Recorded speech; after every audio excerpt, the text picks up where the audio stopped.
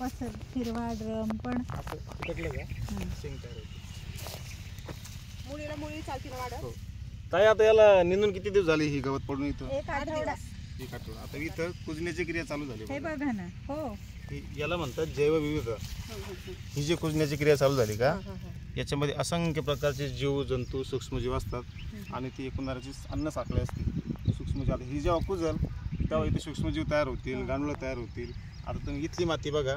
आता अशा हात लावा तुम्ही इथं, लावा ना हात. हा लावा तिथं हात आता असा, बरोबर. आता आपण काय करू, याला थोडंसं बाजूला करू. हे गार आहे. कसं आहे गार आहे. ताई बघा बरं. इथं असं चांगला लावा असा हात. असं इथं बस दोन्ही हात लावा. चांगलं लावा. तुम्हाला दोन्ही हातांना वेगळे वेगळे स्पर्श कळेल. मग इथं का गार आहे, इथं जे सूर्याचा प्रकाश पडतो ती जमीन कधीही आपण झाकून ठेवली पाहिजे.